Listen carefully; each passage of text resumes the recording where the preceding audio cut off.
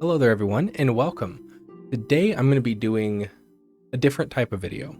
So I've recently been reading webtoon, which has a bunch of I'm going to try and pronounce it right, Manhwa.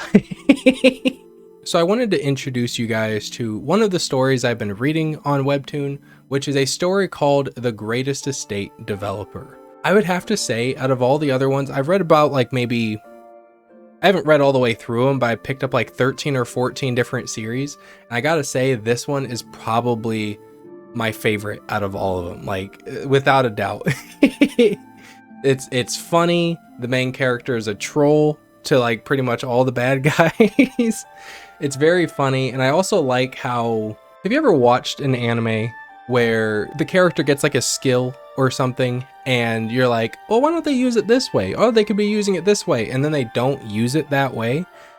In this series, you sit there and think of something smart, and that is exactly what they end up doing. So like it's not like the person isn't making good use of their abilities. They actually do. So what is The Greatest Estate Developer about? Well, I'm gonna go ahead and start off by saying it is effectively an isekai. The main character gets transported into the world of a book, and they end up reading a book called The Night of Blood and Iron. I'm just going to give you the context of the book, because the context of the book is important to the story, as the story revolves around the book. And in this book, there is a knight called Javier Asrahan, who is employed by the Frontera Barony. So in this book, Javier works for the Frontera Barony, and he continues to work for the family until the point where the Lord, Acros Frontera, ends up being tricked into a bunch of debt, and the debt collectors themselves are also doing everything they can to make sure that he in no way is able to pay off the debt. And then the debt ends up growing too big, they end up losing everything, and the Lord and his wife end up taking their own lives. Then the protagonist of the book story, Javier, ends up discovering about the scheme to make sure that the Frontera Barony never gets out of its debt.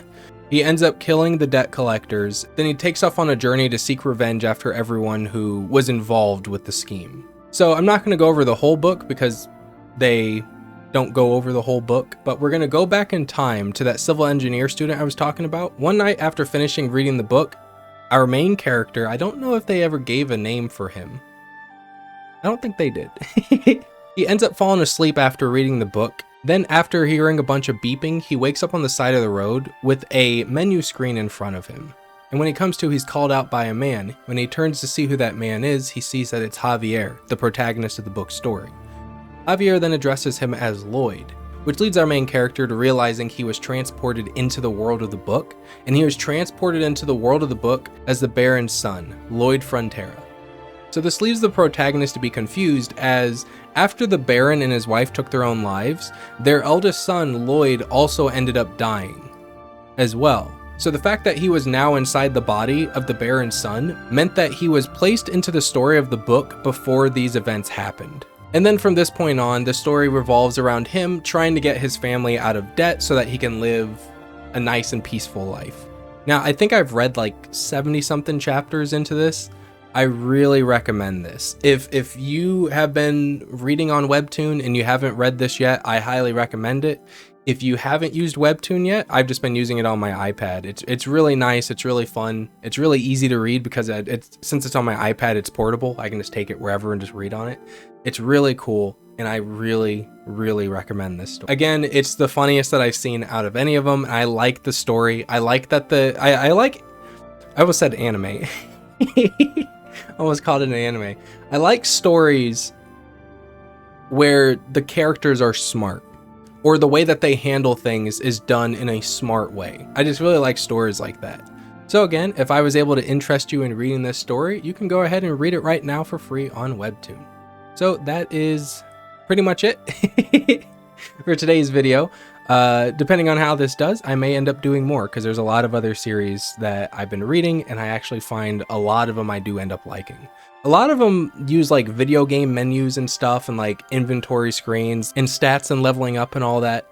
But I mean, I guess that's nice. I like that. So if you're interested in those, stay tuned. I will most likely be putting up a couple more of these. So again, thank you guys so much for watching. I hope you guys enjoyed, and I will see you guys next time. Bye, everyone. I need to get like a fake hand to like wave.